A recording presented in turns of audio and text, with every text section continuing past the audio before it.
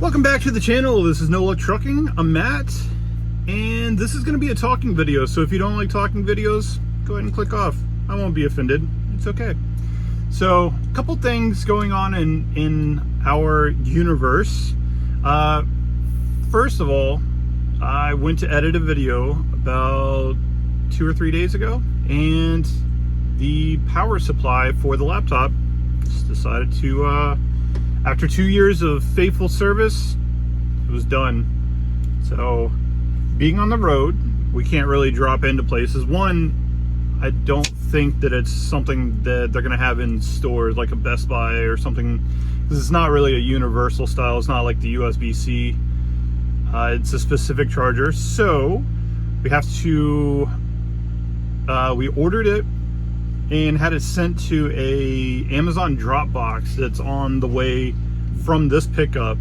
We're currently in Pennsylvania. We're delivering tomorrow in North Carolina. So close to the pickup, there is a truck stop with a Amazon locker. So I ordered it there.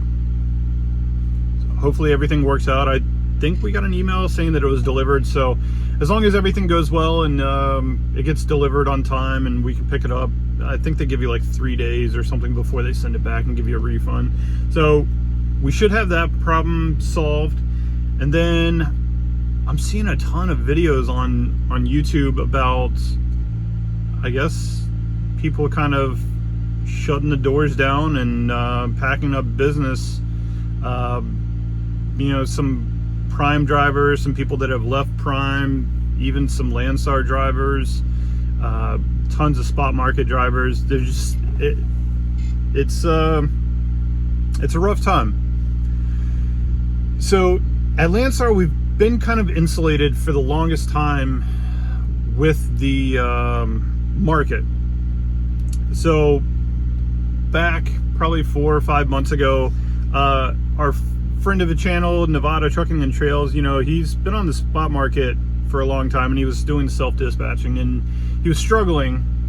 And you know, he puts all of his stuff out there, which I really admire that. You know, he puts his numbers out there. He was filming, booking all the loads, and just the pitfalls that he was hitting, the dealing with the agents and stuff like that.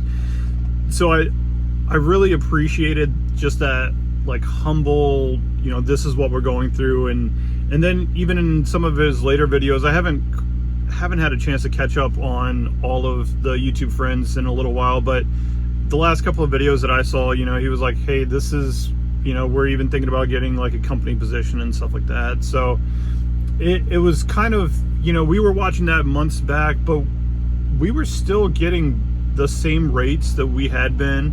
The volume, the amount of those loads had kind of slowed down, a little bit, but we were still able to like pick them because we were setting up load alerts and we were calling really quick, and you know, we were snagging all these like really good paying loads, and nothing was really taking a hit. And then so the week leading up to Easter had kind of started slowing down. We couldn't even find loads that were over $3 that were like consistent. You didn't have any choices. There was like one every 4 hours that got posted, but it got snatched up so fast that you don't even have a chance to like thoroughly look it over before you start calling, and you don't have a time or opportunity to be picky at the load at all. So we made it by then. You know, we were snagging the loads as they were coming up. Then we took some time off prior to Easter. Then we came back, and like Easter weekend, we assumed was going to be pretty hard to find a load, which it was. There was just nobody working on like Good Friday, you know, that weekend. It was just, everything was shut down. And then we fast forward to like Monday, and things just didn't get better. So we're finally starting to feel that crunch that the actual spot market has been going through for months now. And I had heard other Landstar drivers, like solar drivers, talking about the same thing, you know, like the rates are in the trash, but we hadn't really seen it. It's starting to get that way now. You know, we can definitely feel the crunch. So what we have to do is kind of adapt and change the way that we run. So we were always about, the minimum rate per mile was $3 a mile. We didn't really want to take anything less than that.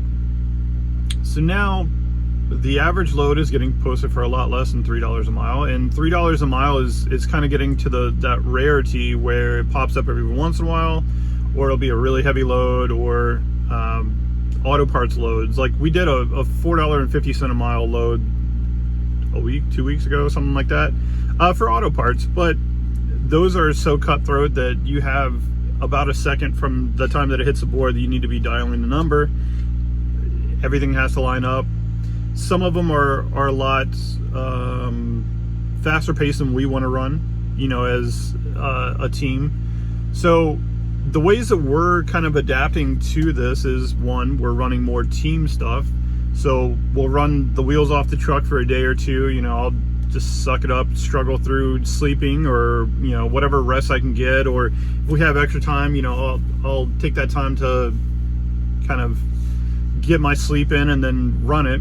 But that kind of limits us to runs that are like between 12 and 1,800 miles, because I have to have enough time to get a little bit of sleep, because I don't really sleep well when the truck's moving.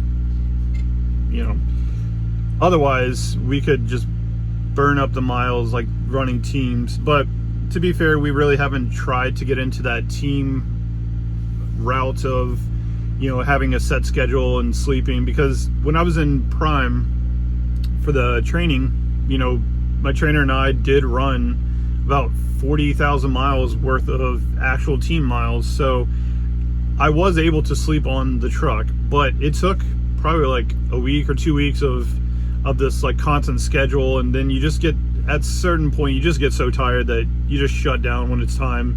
But I never really felt like fully rested. So I would imagine if we got into that, we might be able to do the team stuff, but we had never really wanted to do that. That's not really our thing, and that's kind of like why we ended up at Landstar with our own truck, is because we didn't want to run the back-to-back-to-back team stuff. But it's getting to where, we might have to make a huge effort to do it. If that's what it takes to survive, that's what we're going to do. So we're taking a lot more team runs. Last week we did 3 team runs in a week. Now there was a little bit of time in between, like we kind of staggered it, so we would have a day to kind of like return back to normal life and not feel like a zombie. But that netted us a lot of revenue. Those had quite a bit of miles on it, so we did really well. So now we're kind of dropping the rate down a little bit more. So we're finding these longer runs. Some of them take us to dead areas where we have to kind of deadhead a little bit farther, which isn't a problem, because when you have 2 clocks, it's not as detrimental as like spending an entire day deadheading somewhere as a solo driver. You're missing an entire day. That's 1 out of 7 days that you can even run, not including a reset if you need it or whatever. The intricacies of running a solo stuff is lost on us, because we don't have that restriction. We can always do like rolling resets and stuff. But so we're dropping the minimum rate. We're still well within the profit range. And look, we made it at Prime, and some of those loads that we got sent at Prime were like sub $1. Yeah. And we were still making pretty good money there. Now, granted, they had enough freight that you could get a load 24/7. So if you delivered on a Saturday night, they'd have you running over down to a meat plant and picking up a load that had been preloaded. So you could always find a load at the time. I've heard that even they're struggling right now with volume, but it's a little bit different with the spot market, since it is such a banker's hours deal. So it's not like we can get unloaded and get another load at night. So what we're trying to do is be the most efficient that we can with our loads, so that we deliver, we pick up that same day, even if it is really tight. And like if something goes wrong, then we might not make the next pickup or something like that. If we get held too long at a place, or if it's somewhere like Costco, like yesterday we delivered at Costco, and we kind of figured that they were going to hold us all day, which they ended up taking a decent amount of time. You know, it was, I think our appointment was 8 o'clock. We got out of there at like 1. So we kind of understood that was like, that's the mega carrier farm type place where they just don't care about your time. So then, you know, you sit, your appointment time doesn't really mean anything. So we didn't book anything after that. We booked it for today, which is following day. But we've been trying to be as efficient as we can, you know, drop off, pick up same day, something that takes a few days, but it doesn't have us sitting for a few days. Like I said, if we need to kick it into the team run stuff, I mean, we can pivot to that really quick as well. So we're running more team stuff, even though we don't really want to per se. You know, I don't really have a problem with a few of them, but we do need time in between. We're taking a little bit less rate than we would normally take. And